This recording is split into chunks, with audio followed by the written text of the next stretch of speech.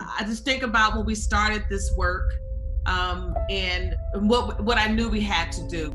They had partners, they had, elected officials involved. They had, almost 200 people coming together to talk about what our vision is for our students. And then how do we redefine what success in school looks like? Children of the state will have an extended spring break. It was supposed to be this early spring break, according to the governor, and it wasn't. It turned into our new normal. Scrambling to figure out, okay, well, we need to make packets. We need to send home books. None of us had an online infrastructure set up. When our children were in school and we were at work, we knew that they were receiving the important social emotional development, communications, feedback. And now, they're not receiving that. It was just a lot to figure out. We are giant bureaucratic government, right? And if anybody knows how that works, it's typically very slow and methodical. Our students deserve an excellent education. I knew that we could not do this work alone. Okay, welcome back. Looks like most everybody's back to the big room here. What's important is that everyone is coming to the table to kind of show what we're seeing as an organization from our students, where are maybe some of the gaps, and how can we continue on. Innovation and change is often slow to occur because there isn't an urgency. We have an urgency now. Now see the teachers knocking on their doors due to a crisis. It opens up the opportunity for our young people and those parents to open their heart to be receptive. Our Columbus City Schools will come back stronger than ever, and we actually see us perpetuating our academic achievement because of COVID. And so this idea that we can be agile, we can move, we can be innovative and creative, even as a huge government entity, it's possible. If we are going to build something strong, that is lasting, and something that's creative and innovative, the time to do it was now.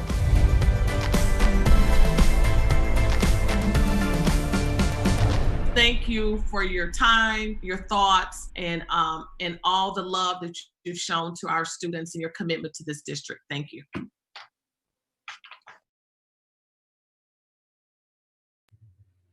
Welcome, CCS community, to the September 1st regular board meeting of the Columbus Board of Education. I am Board President Jennifer Adair. Mr. Treasurer, will you please call our roll? President Adair. Present. Ms. Beckerly. Present. Mr. Brown. I'm here. Mr. Cole. Present. Dr. Pierce. I'm present. Mr. Ragland. Here. Vice President Reyes. Here. You have a quorum, Madam President.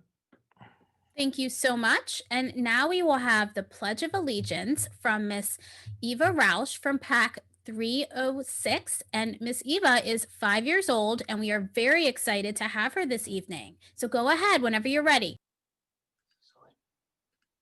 I pledge allegiance. Pledge allegiance of the flag of the United States of America and to the republic for which it stands, one nation, under God, indivisible, and with liberty and justice for all. Thank you so much. You did a great job. Okay, board members, you have your agenda before you. So let me just review quickly what is on it. We do not have any board recognitions this evening. We have one public speaker report from the superintendent. Internal auditor, treasurer, we have no report this evening. No items on board matters. We have a full consent agenda. Then we have some announcements, and we will have executive session this evening and then adjournment back in public session. Are there any questions? Or first, before that, is there a motion to approve the agenda? So moved. Motion to approve. Second. Second. Any questions, comments? Seeing none, please call the roll. President Adair. Yes. Ms. Beckerly. Yes. Mr. Brown. Yes. Mr. Cole. Yes. Dr. Pierce. Yes. Mr. Ragland. Yes. Vice President Reyes. Yes. That motion carried. Thank you so much. We do not have any board recognition this evening, so we will move into public comment. We will have Ms. Nichols join us, who may already have the caller on the line. I don't know.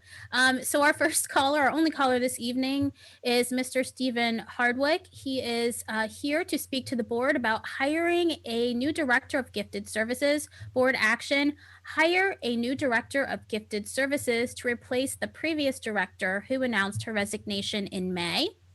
And Mr. Hardwick, you have 4 minutes to address the board, and I will begin the timer once you begin speaking. So go ahead whenever you're ready. Thank you, President Adair, members of the board, Superintendent Dixon. I hope it turns out that my talk tonight is pointless because all of my concerns have been allayed. But I am concerned that we haven't hired a gifted services director, even though Dr. Boyle gave her notice back in May. And I even understand we've interviewed people for the position, but somehow that seems to be in limbo. And even though I'm here speaking on behalf of the PTO at the Gifted Academy, I think the kids there are going to be fine, at least in the short term, because that school has a dedicated staff of both teachers and administrators who know how to deliver and organize the curriculum that gifted learners need. But that's a good chunk of what the gifted services director does for the entire district. And one of my biggest concerns is how do we deal with what's probably the biggest challenge of gifted education, and that's the equity of finding all the kids who need these services, who could benefit from the more accelerated and project-based curriculum that gifted services allow, but that we aren't finding because of their disadvantaged background. And I remember hearing earlier in the spring when board member Reyes was talking about how difficult it was to be a kid who could benefit but wasn't being found. And again, that's part of what the gifted services director did. As I understand it, the district usually, when a kid comes close to being able to show eligibility and need of gifted services, to come back and retest the kid to make sure that they haven't just missed someone. But as I understand it, we haven't been retesting kids. The district also in the spring made a very ambitious promise of keeping all existing gifted services and expanding at least some services in every single building. That's an ambitious promise, and it will be difficult to keep in a resource restricted environment, even more difficult when you don't have someone whose job it is to organize and to make sure that the right teachers and materials make it to the right place for the kids who need them. And also someone who could help hire. Last I understand, we haven't hired 11 of the 23 gifted services professionals we were promised in the levy 4 years ago. Also in the spring, we were told there'd be a task force this fall to deal with planning gifted services, and I haven't heard anything about that. And that's difficult to do without a gifted services director. There's also training that needs to be done so the teachers keep their state mandated certificates. And I know Dr. Boyle's boss has been trying to do a lot of this work, but it's hard for one person to do their own job, the former subordinate's job, and now she probably also has to do some of Dr. Ocasio's former job. That's who she had to report to. Finally, I know the board has heard me talk a lot about facilities and other issues, but one of the things that makes me most passionate about education issues is that my day job as a public defender who does appeals involves I work for a lot of kids who find themselves in the most serious trouble a kid can find themselves in, which is literally being sentenced to die in prison. And so often when I have read my clients' files and visited them, I've just been so blown over by how incredibly smart my kids are. And I just think that if they had had the opportunities that I had had, and I had had the opportunities that they had had, that there's a very good chance that we'd be sitting on the opposite side of the interview table, and in the prison. That what I really just hope is that the Columbus City Schools can do whatever it can to make sure that the kids who can benefit from the more advanced curriculum, for the accelerated project-based curriculum the gifted learners need, that we identify them and that we hire the people we need to do that. I thank the board for its time. Thank you so much, Mr. Hardwick. Before I ask the board if there's any clarifying questions, I'll turn it to the superintendent to see if she would like to address that. Yes, thank you, President Adair. I have our Executive Director of Curriculum and Instruction, Elise Clark, who will provide an update of where we are with our Director of Gifted Services. Mrs. Clark? Thank you. Good evening, and I appreciate your comments, Mr. Hardwick. So as of today, a candidate has been selected. At this point, that person has some paperwork that has to be completed through HR. And so that process is where we are. Dr. Boyle was kind enough to make sure she left everything, including the service delivery, all of those items that you mentioned, that we needed to make sure that that is happening. So in the interim, we are not stopping the work. We are ensuring we're working with the gifted intervention specialists. We are interviewing. More interviews for teachers are also continuing on Thursday to fill those other spots, as you stated, to make sure that we make good on the promise that was made back in the spring to extend those gifted services and also to provide that professional development. So that's been the update with regard to the gifted director, as well as how we're working to make sure those services are in place, and then we can make a transition with the new director. And I would like to add, thank you, Mrs. Clark, that when we make the announcement, the person who has been selected is indeed a Columbus City Schools graduate. And so that person is relocated and coming back home to take on this opportunity and lead the district in which she graduated from and was a gifted student in the district when she graduated. Thank you so much. Board members, any clarifying questions for Mr. Hardwick? Dr. Pierce. So Mr. Hardwick, thank you so much for bringing these comments before the board. In addition to seeking information updates on our progress in hiring a director of gifted services, it also sounds like you're very interested in almost an executive report or summary of where we stand with our gifted services. Throughout your comments, you issued a number of questions related to, have we been testing, retesting students? What services have we been providing while the GT position has been in limbo? So would it be beneficial as a parent of students in our district, gifted students, as an avid community supporter of our district, to have an executive summary and report of our gifted services? Yes, it would. Thank you, Dr. Pierce. Any other clarifying questions for Mr. Hardwick? Seeing none, thank you so much for taking the opportunity to speak with us this evening. Thank you, President Adair. You're welcome. All right, so we will now move to item 5, the executive report of the superintendent. Madam Superintendent, over to you. All right, thank you, everyone. So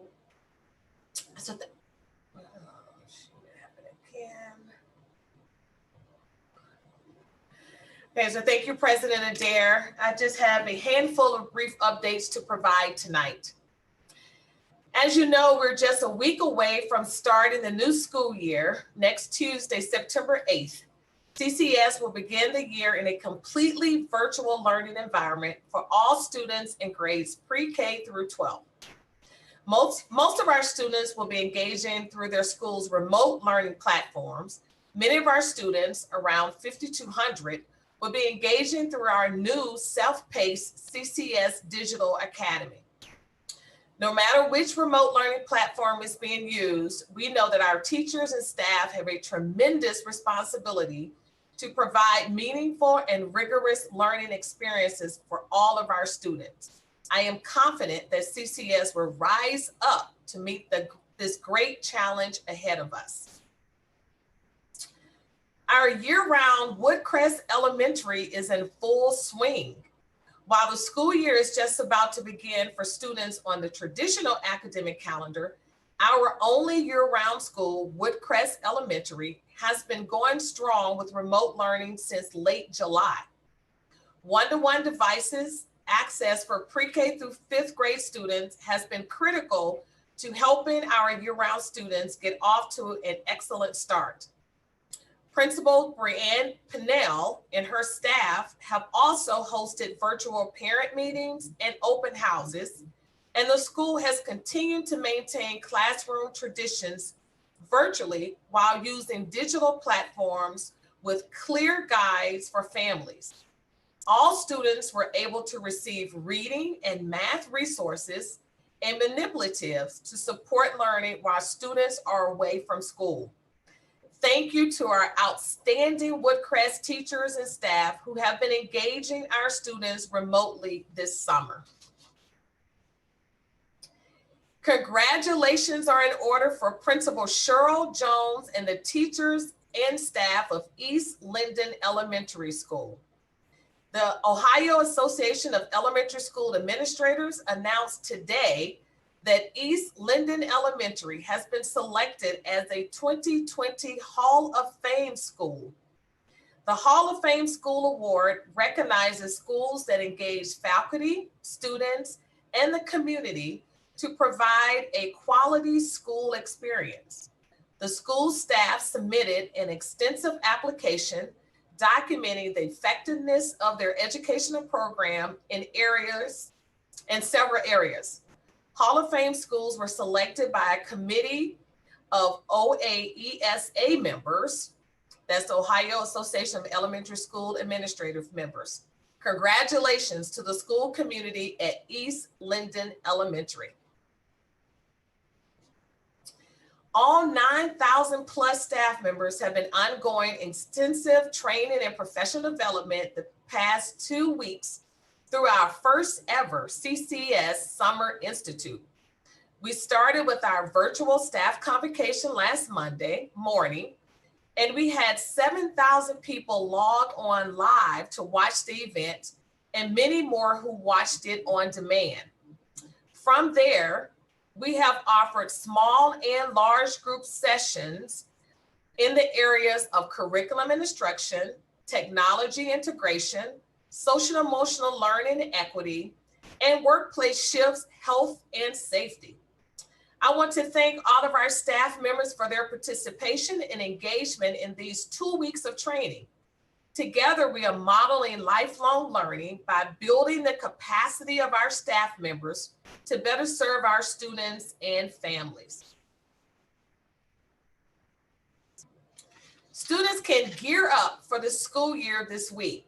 Beginning Wednesday, students in all CCS schools, including the Digital Academy, have the opportunity to pick up Chromebooks, instructional materials, and more at their school of attendance. Pickup procedures and schedules will vary by school.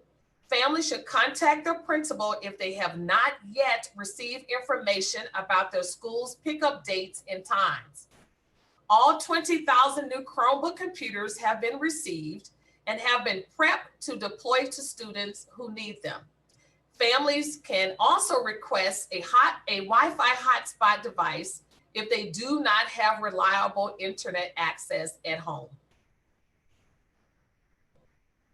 As students are coming to our school buildings to pick up Chromebooks and academic materials, several of our community partners are also providing resources for families to take home.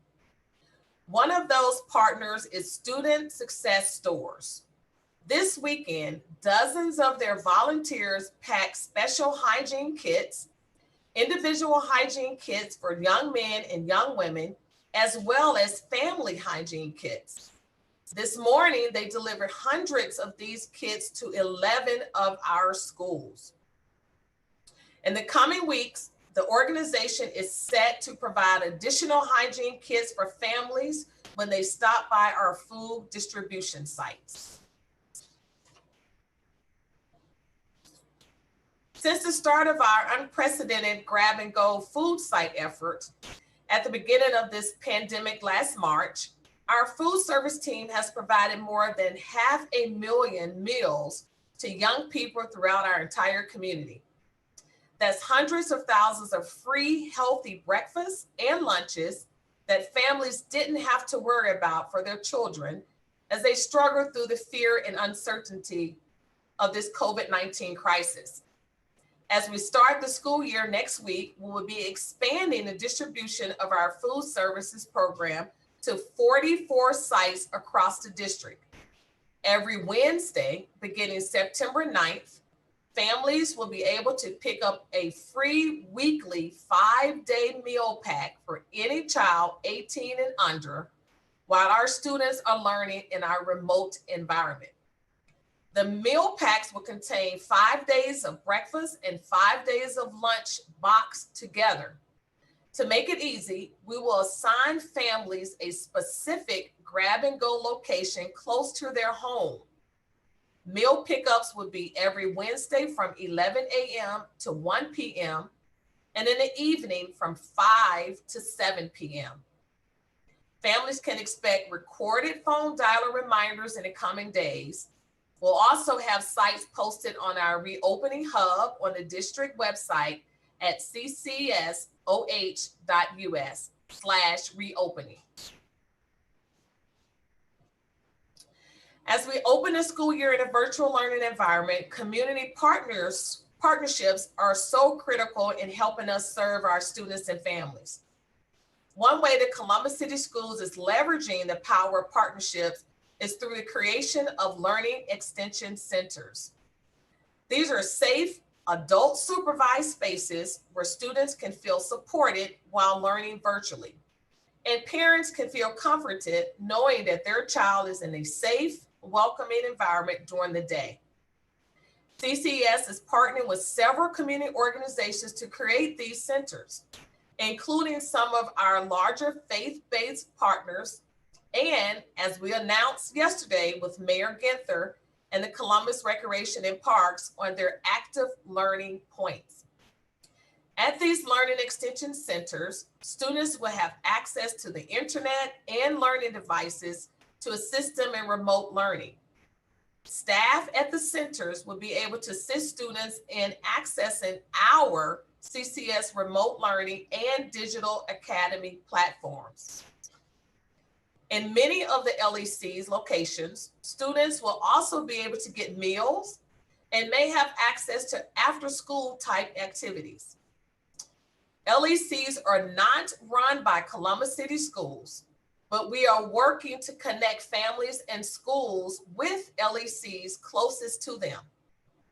Each of our 6 regions will have community and faith-based supported learning extension centers available for families. We're also providing training to the Learning Extension Center staff so they know how to help students and parents get online and into our remote learning platforms. Space in these centers is limited.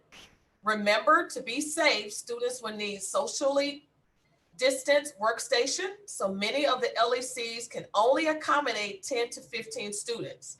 That's why we're so appreciative when a community partner is able to host a learning extension center. Families will be able to find more information about LECs on the reopening section of our website. While we're ready to open the school year in a completely remote learning environment, preparations are also underway for when we're able to welcome students back into school buildings for a blended learning model.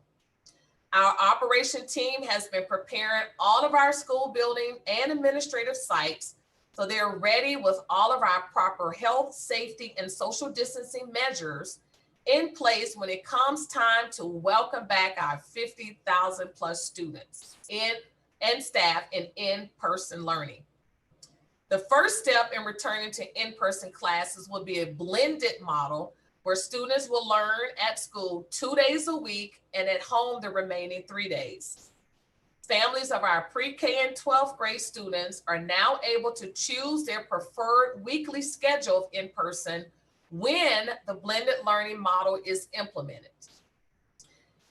They can log on to the parent portal until this Friday, September 4th at 5 p.m. to make their selection. If the selection is not made by the Friday deadline, families will be assigned an in-person cohort for their students. Again, this selection is for when blended learning model is implemented. As a reminder, we are opening the school next Tuesday, September 8th, in a completely virtual learning environment. But we want to be proactive and get ahead and get their parents their selections. As was announced last week, Columbus City Schools has allowed in-person interscholastic athletics and extracurricular activities to resume as of this past Saturday, August 29th. This decision was based on the decreasing trend in positive COVID-19 cases in the city of Columbus, according to the data from our Columbus public health officials. As we heard from Dr. Mashika Roberts last week, Columbus has seen the 4-week decline in positive cases that she and her team were looking for. It is certainly good news for our community that we're seeing a steady decline in the number of COVID cases. Columbus City Schools will continue to do its part to help sustain that trend. If the local public health data regarding COVID-19 worsens, Columbus City Schools will consider suspending all-person athletics and extracurricular activities again to help mitigate the spread of the virus in our community. We know how important athletics and extracurricular activities are to our schools and our community, but most importantly, we know how much these opportunities means to our students. As a district, we're excited to be able to provide these opportunities this fall while following health and safety guidelines. I would like to remind viewers about our continued virtual family engagement sessions that are hosted weekly. This week's focus is on Parent Portal, which is a valuable tool for families to stay engaged in their child's education and to securely access valuable information such as grades and course schedules, daily attendance, and missed assignments. We know accessing the Parent Portal for the first time or remembering how to navigate through it can be a challenge. And that's why we're dedicating 2 virtual family engagement sessions to using the Parent Portal. In fact, the first session is happening live right now. This session will be available on demand on our website and social media channels. And another live session is scheduled for Thursday at 6:00 p.m. Our partners from the Columbus Metropolitan Library will also join our virtual family engagement sessions this week to share information on their virtual homework help centers, Reading Buddies program, and tech support for students having trouble using their Chromebooks. Families must register to attend the family virtual engagement sessions by visiting ccsoh.us/RSVP. And finally, our virtual family engagement sessions on Tuesdays and Thursday evenings have continued to draw large numbers of families and staff, but we want to engage even more families in these final days leading up to the start of classes. So today we launched the first of our week-long Link Up Mini virtual family engagement sessions on Facebook Live. Today's 20-minute special sessions was hosted by Amanda McClafferty, our family ambassador at ECO Kenwood. She walked parents through the login process on Clever and shared some good tips on setting up an engaging educational space at home for your child. We also had a special message from our partners at City Year. We will be hosting these mini sessions all week. They will be live around noon and then available for video playback throughout the day. Tomorrow, we have some great tips and tools for parents who are stressing about the coming school year from our partners and Mifflin alum, I Know I Can Board President T. Street. So that concludes my report for tonight. Thank you, Madam Superintendent. We have a few questions from the board. We will start with Board Member Ragland.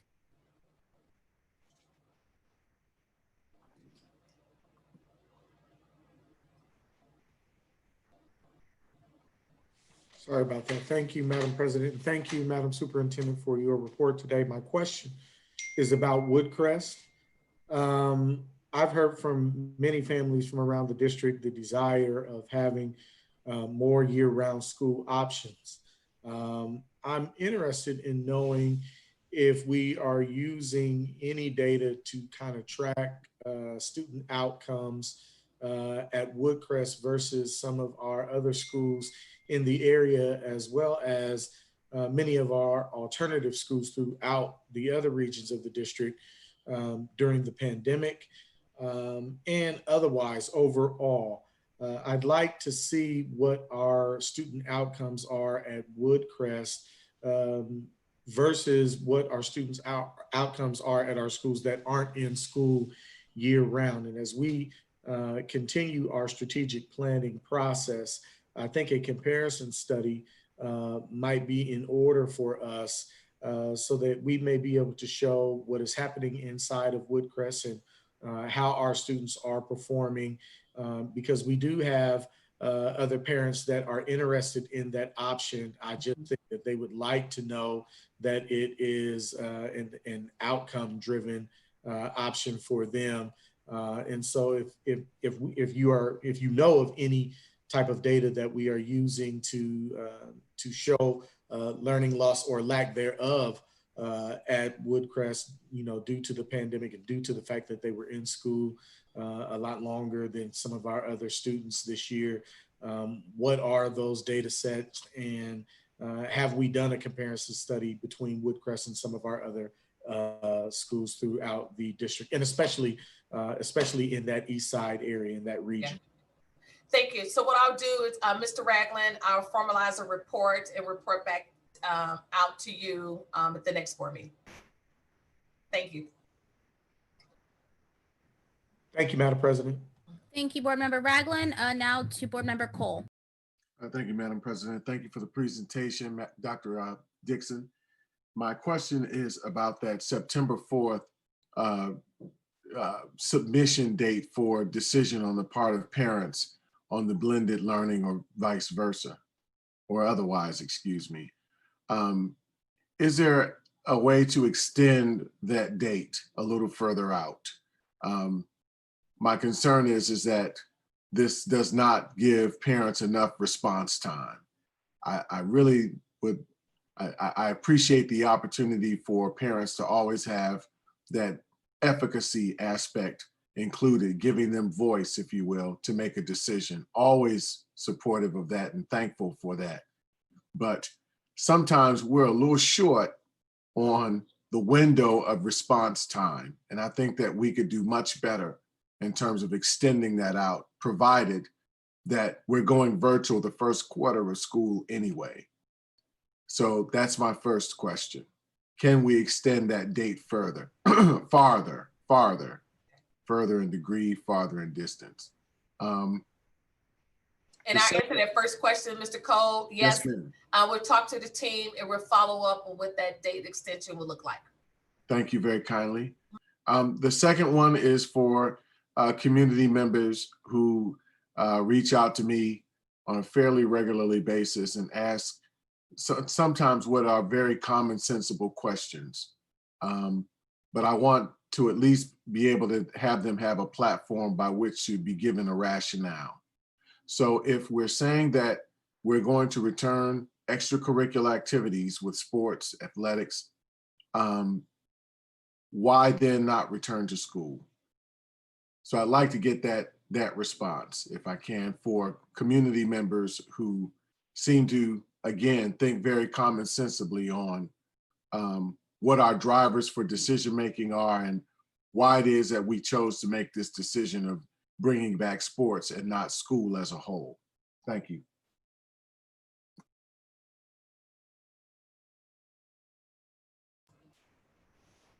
Thank you, Mr. Cole. To answer that partly, as when we made the decision to close school, we made that in conjunction with the city after working with our health officials, and we're being very thoughtful in planning that transition. So we didn't want to rush and transition back to a blended learning and not have the time to do so. It takes time to plan to move 50,000 students back to a hybrid model. And we want to be very thoughtful about that and be sure that, we're looking at the Columbus Public Health data, that data changes. So we didn't want to all of a sudden plan to bring people back, and then 2 or 3 weeks later, we see that data change. So that was our rationale for our students. Our sports, athletic competition, we had been working on prior, and our students have been practicing. They've been practicing and using safe protocols. And we knew after advisement of Vincent Clarino, who is here tonight, if I need him to speak, we knew that transition with a smaller number of students, guided by the athletic directors and the coaches, that we could allow that and have more control and supervision of our students with our athletics and the extracurricular. So we wanted to make sure that we had more time, and we will. We have 2 weeks of professional development. Remember, we moved our schedule back to start after Labor Day because we wanted to build in the 10 days of professional development for our students. So that was the main reason why. It's not that we saw one as important as the other. It's just that families, I hope they realize we are a much larger school, the largest school district in the state, and that it takes more planning to transition us back to the plan that we originally were going to start with, and that was the hybrid plan. I don't know if Mr. Clarino is here, if there's anything that we may need to add to that regarding athletics. There you are, Dr. Clarino. Yes, hey, good evening, everyone. Board President Adair, Vice President Reyes, Board Member Cole.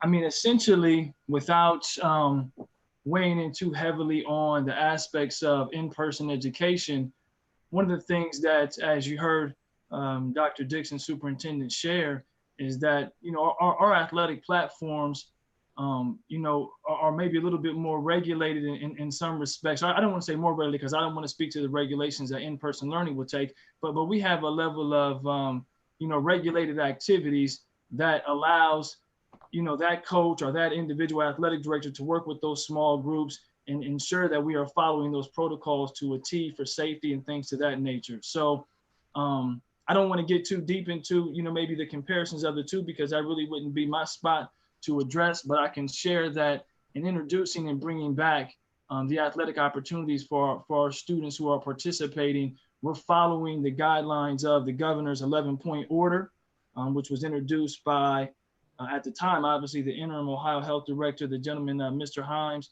We're following that to a T to make sure that we are in line with what is expected of us to provide that opportunity. Mm-hmm. Okay. Thank you. Thank you. Thank you all. We will now go to Board Member Beckerly. Okay, thanks. I just wanted to add that I think that it's important that we don't set ourselves up for being in a constant state of transition. I mean, to some extent, we are in this huge pandemic that's, unprecedented. That word so often used now, it almost is losing its meaning.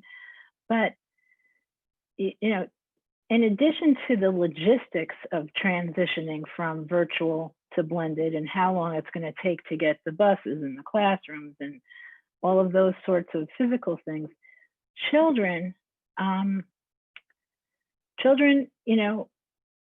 need to have some stability. Our education model needs to have some stability. Our teachers do. And I think that deciding to go back to the sports, which was kind of was operating beforehand, and it's like an apples and oranges thing, really. And I think that asking us to switch back after we made our decision to go forward is going to be detrimental to everyone in a way that switching back to making sports allowing sports again was not, the same things weren't hanging in the balance. And I think that's worth noting. Thank you, Board Member Beckerly. We will now go to Dr. Pierce.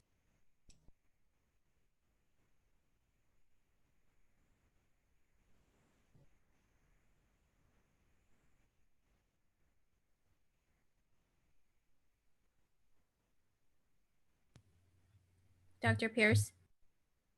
Thank you. I'm having some internet instability issues here. So Dr. Clarno, thank you for staying on. My first question is actually directed toward, can you please explain what our testing protocol for COVID-19 will be for our athletes?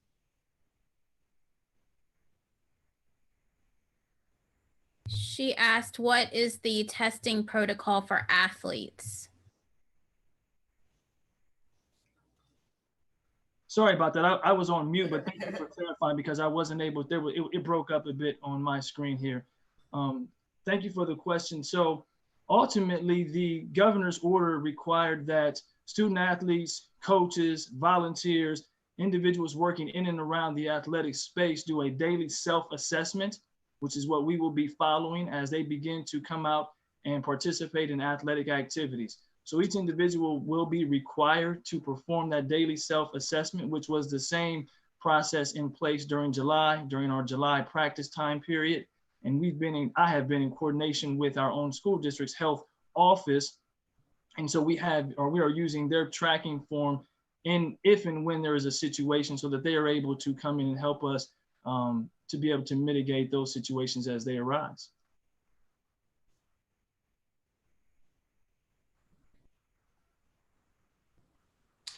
Thank you for clarifying that. Dr. Dixon, can you please share, as a district, are we giving thought to implementing a testing protocol just to be on the safe side as it relates to our athletics and extracurricular activities? We've not discussed it, but I'll follow up with the board members as and let you know what our discussion points are around that. Excellent. My next question is, I've received a lot of emails from our band families, very concerned about the equity at which we have returned back to extracurricular activities. There's been a lot of publicity on football, for example. So can you please speak to how we have returned to our extracurriculars related to music and band? Dr. Dixon, I can share if that's okay.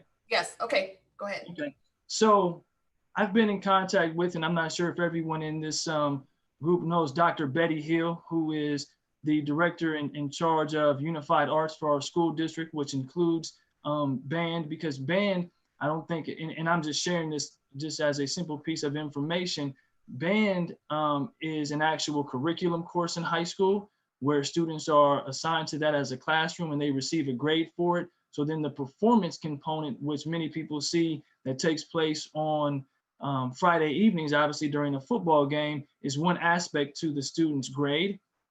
And so I know that Betty, and like I said, I don't want to speak for Dr. Hill, but I know that, we've had some conversations, her and I, and she has had discussions with the building leadership at the high school level, and she has been in contact with the band directors to be able to provide what would be the platform for their own individualized restart.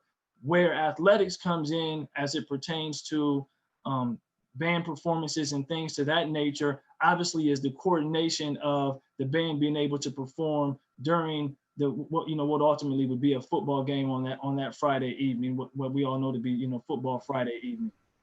Yes, and in addition to that, Dr. Pierce and the board, I will follow up with Dr. Hill, and we will provide a extracurricular plan for your review next week.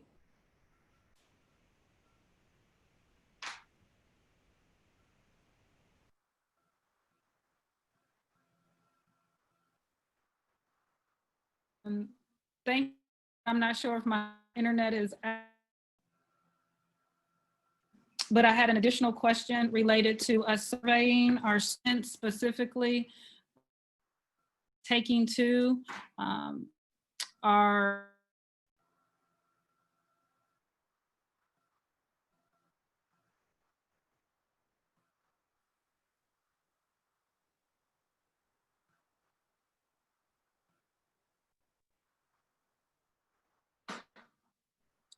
we're back. Can you guys hear me now? Yeah.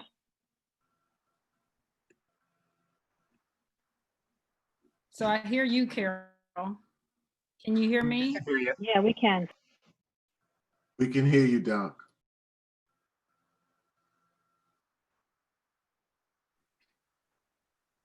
Okay, so Mike, I can hear you. Can somebody give me a thumbs up when I can ask the next question or? Awesome. So my question was then, with the rollout of these new internet portals, these new internet sites, and all these things that we're using, do we have plans to regularly survey our students, parents, and caregivers to see how their end user experience is?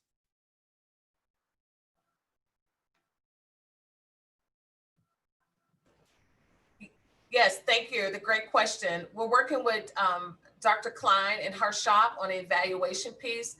If you recall, that's part of one of the items that the PDK audit stated, that we needed an evaluation tool to our curriculum resources. And so we have that in the works.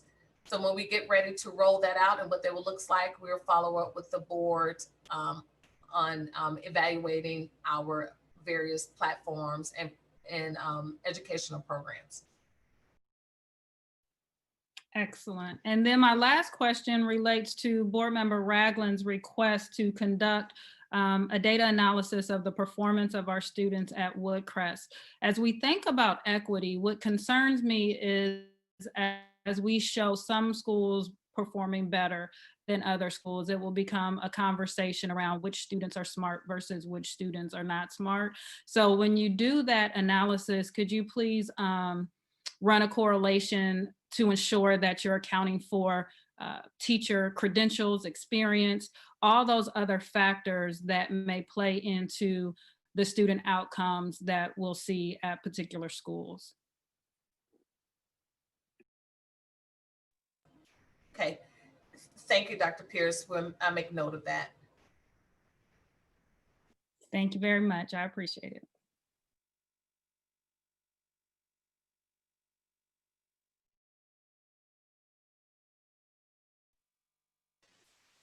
Jennifer, you're talking, but we can't hear you. You're off mute.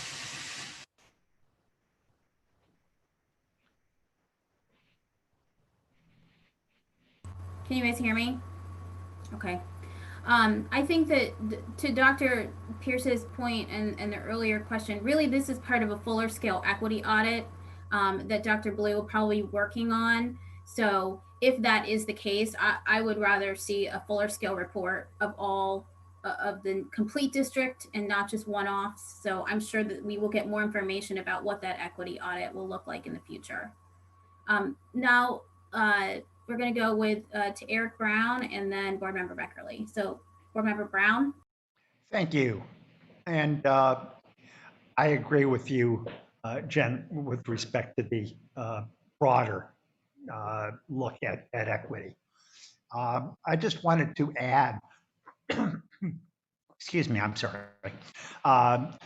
With respect to the question about COVID testing of athletes and COVID testing of anyone.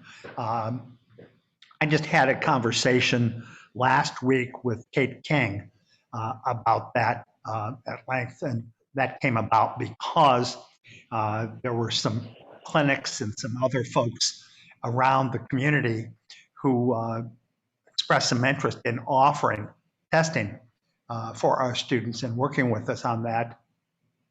When I got into the conversation, I just learned that there's an awful lot to this and a lot of reasons that we probably don't want to go down that road.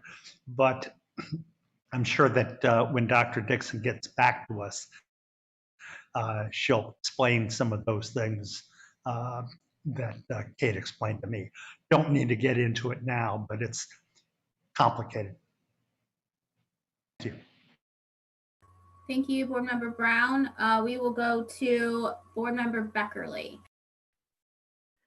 Okay, I just had a quick request because I'm interested in learning about our special education plan. So I'm wondering if maybe we can do some briefings, you know, next board meeting for sure. But in the meantime, if we could schedule some briefings with board members to hear about that, Dr. Dixon, would that be okay?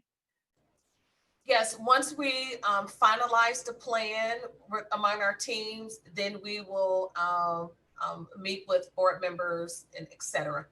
But we're still working on it and getting some additional data points. And then when Kira finalize it, we would be sure to share it because it's going to require for some adjustments in our planning. All right, terrific. Thank you. You're welcome.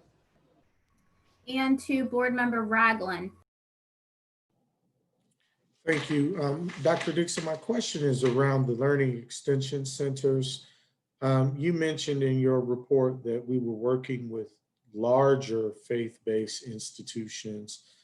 And that was almost a red flag for me. Can you talk to me about the approach in working with our larger faith-based institution? Was it just due to the fact that they had the size available for the social distancing? Because I'm thinking about some of our larger faith-based institutions specifically. They're pretty much many of them are located in areas where our students may have a difficult time getting to. And our smaller faith-based institutions, while they may not be able to host as many students, are probably more accessible to our students proximity-wise. So can you talk a little bit about the thought process in getting to the point where we're using larger institutions? And then have we identified either through the district or through our community partners opportunities to resource? We said that these would be paid for through other sources, but is the district providing the advocacy and the support for these institutions to go and get these dollars, or how is all of that coming together? Okay, thank you. So I'm going to have Alicia Gillison chime in, but before that, I want to clarify that the Learning Extension Centers are where our communities, remember we've been talking about how we can partner with other organizations to help us leverage during this virtual times. And we wanted our community partners to have a space that they can help, right? So that the learning is extended from the school to other institutions who can help with our students. So Columbus is not, we're not endorsing or sponsoring any of these, but we are partnering with organizations to make these happen. But let Alicia speak to the faith-based organizations and the other organizations who have, who stepped up and said that they wanted to help our students and families in this way. Alicia? Thank you. And thank you, Board Member Ragland, for that question. So when we talk about, I just want to be clear, our Learning Extension Centers are faith-based organizations and community organizations as well. Dr. Dixon shared in her report that recreation and parks have even stepped up. So we're not only using large faith-based organizations, it's any faith-based organization that felt like that they had the space to keep our students safe with the social distancing and everyone wearing masks. And our community partners are galvanizing around this community effort. It's really a beautiful thing. And when you think faith-based, parents have the opportunity, if they're okay with having a faith-based Learning Extension Center. If not, right down the street or right next door is the Community Learning Extension Center for the students. There was some work with the Ohio department through the governor's office, there was funding for both faith-based and community organizations for efforts such as this, as alternatives to COVID and actually being in the classroom. So we held meetings, but those meetings that we held with our faith-based and community partners, it was the representatives from the governor's office and representatives from Children's Hunger Alliance who kind of shared the resources and provided the grant opportunities. Thank you, Alicia. Was that helpful, Mr. Ragland? Yes, ma'am. I can certainly follow up with Ms. Gillison with further questions. Thank you, Dr. D. Okay, thank you. All right, thank you, sir. I just had a quick question about pre-K and kindergarten. Can we just have a quick update for those families about when they should start or look for registration? Because I believe that is happening right now. And if they need to go get Chromebooks or things like that, what can we tell our little ones who are just now becoming part of our CCS family? Thank you. I will hand that to Dr. Klein. Dr. Klein, unless Elise is still on. Dr. Klein, Dr. Elise. Dixon. Okay. Hi, Dr. Dixon. This is Michelle. Thank you so much for the question, President Adair. So I can share with you that our pre-K students actually start later because they do there's additional work for them. So that communication has been sent out to all of our pre-K families. Our kindergarten students will be starting next Tuesday, and they should pick up Chromebooks just like everyone else. So we're very excited to welcome our newest learners to Columbus City Schools and get ready to rise up. Thank you so much. Any other questions? Seeing none, thank you so much for your report this evening, Superintendent. Okay, we will now move on to our agenda.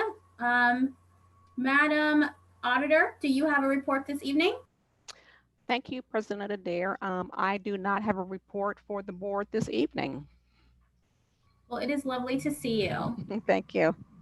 All right, now moving on to the Treasurer's Office. Mr. Treasurer, do you have a report this evening? Thank you for asking, but no, I don't. But we do have a Finance and Appropriations Committee meeting a week from tomorrow on the 9th. It will be virtual at 4 p.m. Excellent. Thank you so much.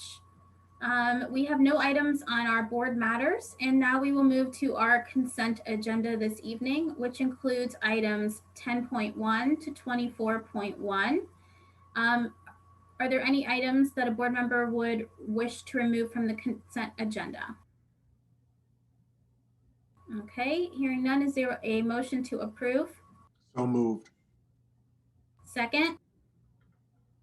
Second. Any discussion? Seeing none, please call the roll. Ms. Beckerly, Yes. Mr. Brown, Yes. Mr. Cole, Yes. Dr. Pierce. Yes, with me abstaining from 13.2 and 13.3. Mr. Ragland, Yes. Vice President Reyes, Yes. President Adair, Yes, motion carried. thank you so much. Now we will move into board announcements. Board members, this is the time for us to make announcements, or what I would like to give the opportunity to also give Rise Up praises. I know that board member Beckerly has one, but before I turn it over to her, let me just make a quick announcement that we have our Safe School Community Sessions that will begin.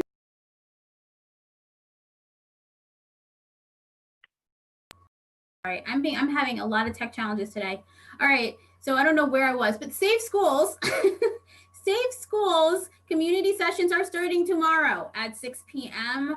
on Facebook and YouTube. Community members, you get to participate, follow along live, and fill out the survey as Battelle works through it with those individuals that are going to be part of the virtual meeting. It's really important that we hear your voice around how to make sure our students, staff, and community remain safe in our buildings. And so we want to thank Battelle, who's going to be hosting those first 2 sessions. They are not repeat sessions. So hear me, they are not repeat sessions. The first on the 2nd, we will get more information about what the district is doing, and Battelle will start the conversation, and then we will finish the conversation on September 8th. After that, then our working group will come together after kind of gathering your data, and we will announce dates for those meetings coming up. I want to thank Charlita Tavares and Kim Mason, who are chairing that working group for us, and all of the members of the group. There's 30 some of you. I will not remember all of your names, but we so much appreciate you working with us. And remember, this is really to drive our strategic planning going forward and really helping to identify what is a safe school to ensure all of that wonderful portrait of a graduate work works. So again, thank you to everyone who is involved in that, and I look forward to what will come of it. And I forgot the biggest thank yous. Let me thank our staff. So Cheryl Ward, Chris Ward, and James Barnes already doing amazing work to get ready for these presentations. So impressed with you. I'm going to give you a public shout out. You are helping us rise up. So thank you. So let me turn it over to Board Member Beckerly for her announcement. Okay, Mr. Wortman, if you could share your screen. The amazing Scott Wortman has helped me out here. Can everyone hear me? Okay, good. I am initiating the first board recognition for Rising Up, and in this case, Gearing Up.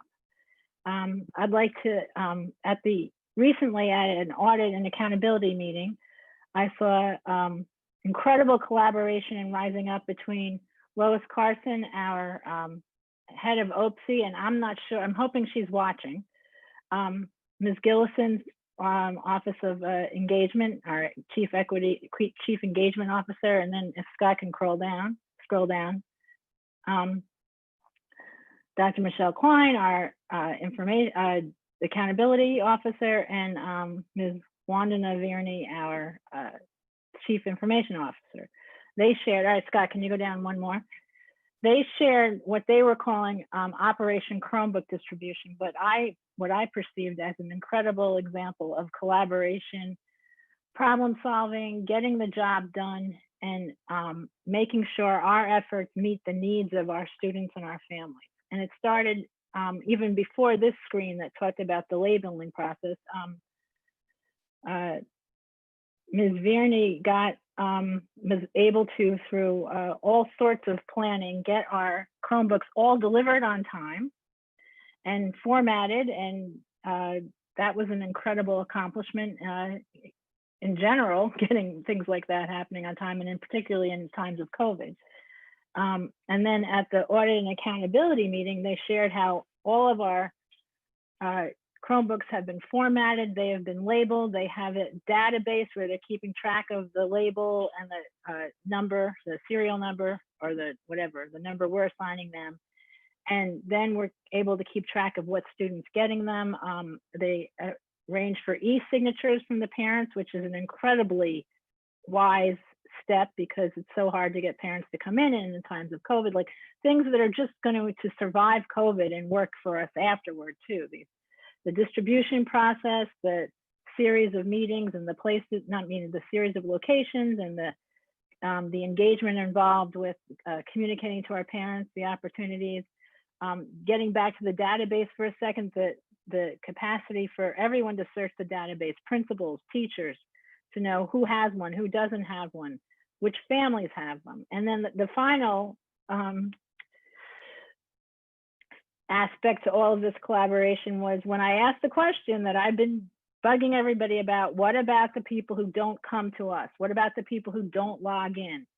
And the answer wonderfully was, we're keeping track of that too, and we're coordinating with our bus drivers and going to have them deliver the Chromebooks to the families who can't come and pick them up. And at that moment, there's an engagement opportunity where those bus drivers will be able to work with the parent or the guardian or the child and make sure they know how to log in. So if this is not the best example of rising up and gearing up and collaborating across organizations and between the district and the union and all of our staff and our CCS community, I don't know what is. And I really wanted to take a moment to acknowledge all of that. So thank you to all of you and all of the people who made this happen. Now, if I could, I'd start singing that Rise Up song, but I wouldn't dare. I'm so tempted though. It was inspirational. If people haven't seen it, maybe we play that at the next. At the I next know. If I had been a little bit ahead of my game, I would have had Scott tee that up too, but I wasn't. I apologize. That really would have been the best. But Okay, you know, thank you, Board Member Beckerly. All right, we're going to move to Dr. Pierce. So I want to take a second to encourage our community members to uplift our students. I had an interesting conversation today about adultification, and that's the process by which we as a society and we as family socialize and perceive our children to be a lot older than what they are, and we place a lot of responsibilities on them. So I want to challenge our community members to let our kids be kids. If you see a kid, you know, give them a word of encouragement, buy some bubbles for your neighbors, get outside and do some chalking on your sidewalk, but encourage our kids to be kids and protect that space for them. This has continued to be a very tough year. As we look at 2020, we lost a hero, not only in life, but also in film for us. And this is in addition to some of the great figures that we've lost, including John Lewis, and now with, you know, Chadwick Boseman passing at such a young age. Our children need encouragement. They need encouragement to know that as adults, we are standing in the gap, that we are fighting for equity for them, that we are fighting for opportunity for them. And so again, my announcement is to challenge our community to continue to rise up, to support our babies. If you know that a church is too far and your porch can become a safe haven for kids to come get access to the internet, provide that safe haven and access to the internet for our babies. We need all hands on deck. As a proud product of Columbus, I know we can do it. So let's do it. Thank you so much, Dr. Pierce. Board Member Brown.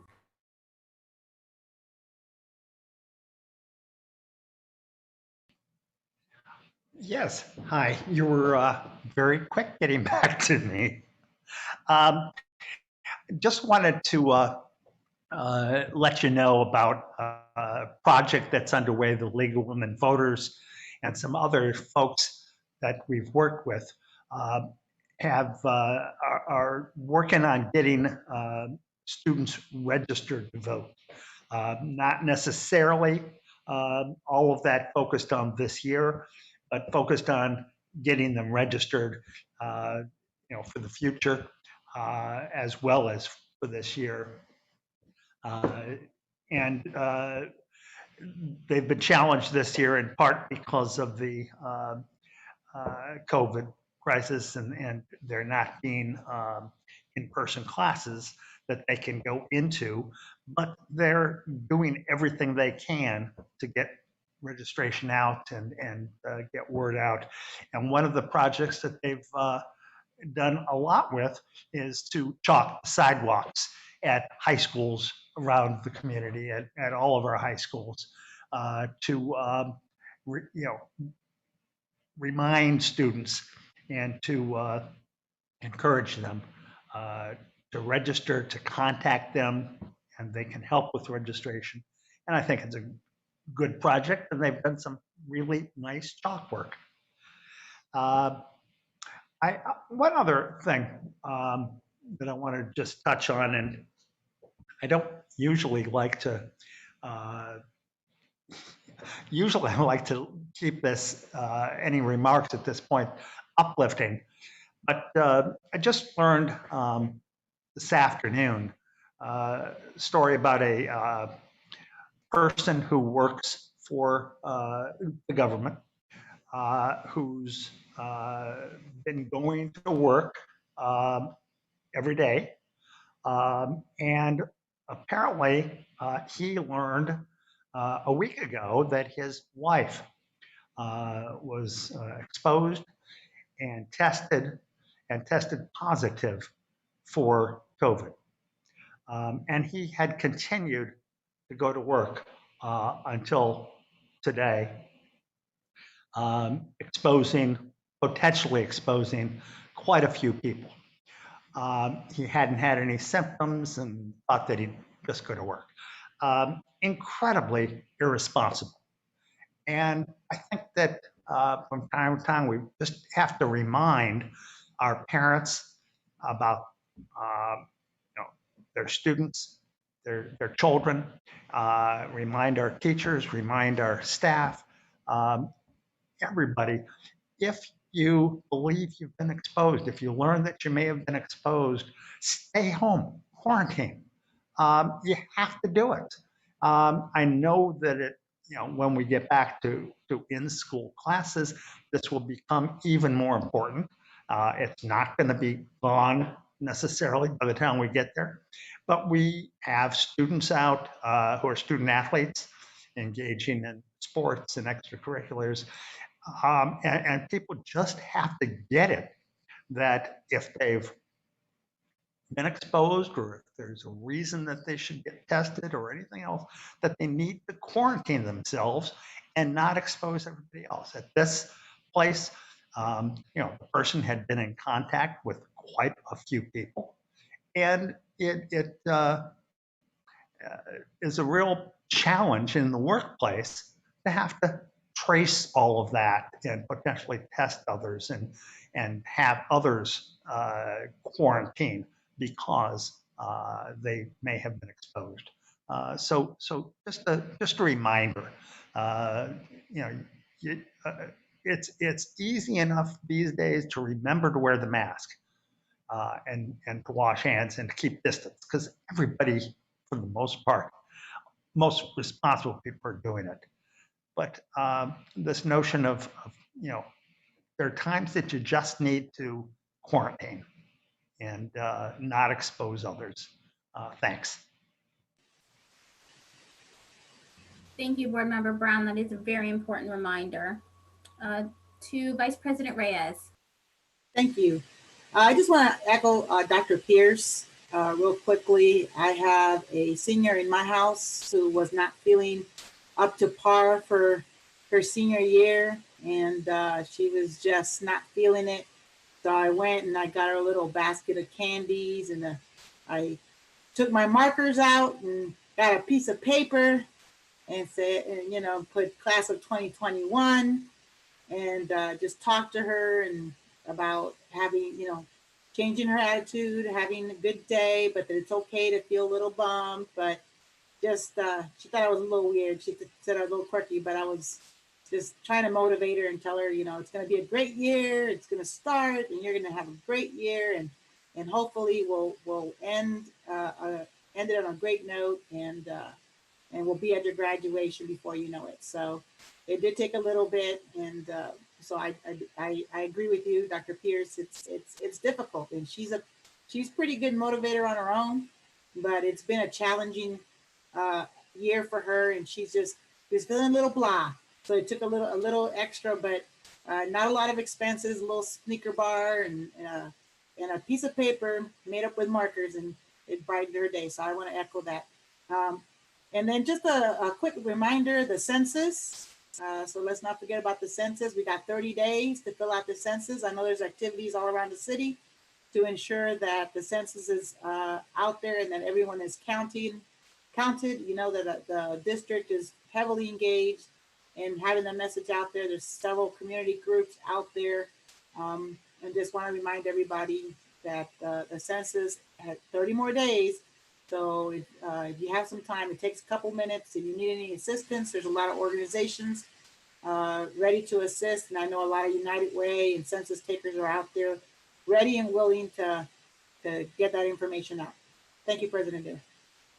Thank you so much. And that's a really important reminder too, Vice President Reyes, about the mindset of the grown-up impacts our students. So grown-ups, I know this time is stressful and challenging for us, but we do have to try to maintain a positive attitude for our CCS scholars.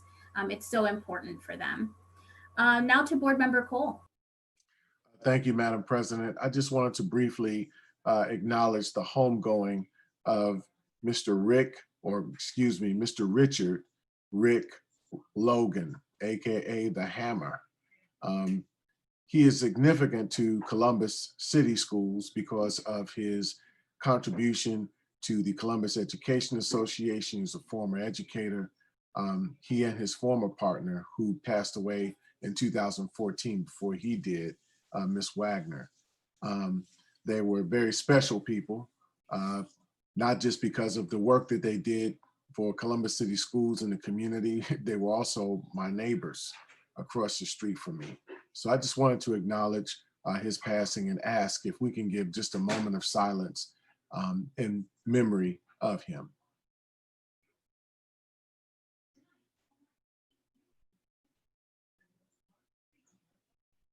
I thank you for that, Madam President. Again, my condolences, all of our condolences to his family, to the CEA, and our many thanks for his many decades of contribution, years of contribution to our district and to public schools in general. Thank you. Thank you so much, Board Member Cole. And before we enter executive session, I just want to remind the community that this is our 175th school year. And so as we continue to reimagine, to redesign, we have so much history to celebrate. And so I hope to bring pieces of our history to you on social media, maybe sometimes in the board meetings. But it's important to know where we've come from so that we can really appreciate how far we have and how far we've gotten. We have a lot of work to do and we are excited. You saw from the opening video today, if you'd missed it, you can go back and watch. We are on the right path to really making a fantastic district, to be that model of urban education. And it really takes all of us. It takes every single member of our organization. It takes our scholars. It takes our parents and families, and it takes our community. And together we will make it happen. So happy 175th birthday to us, and we will keep celebrating. So with that, I will ask Vice President Reyes to give us a motion for executive session. Thank you, President Adair. I move that the Board of Education recess into executive session per section 121.22 G1 of the Ohio Revised Code to consider the employment for compensation of public employees. Is there a second? Second. Please call the roll. Mr. Brown? Yes. Mr. Cole? Yes. Dr. Pierce? Yes. Mr. Ragland? Yes. Vice President Reyes? Yes. President Adair? Yes. Ms. Beckerly? Yes. Motion carried. Thank you so much. The board will now go into executive session. We will return to public session to formally adjourn our meeting. Thank you to all of the staff who will be leaving us. It's so wonderful to see you, and thank you for all the hard work you do each and every day on behalf of our students.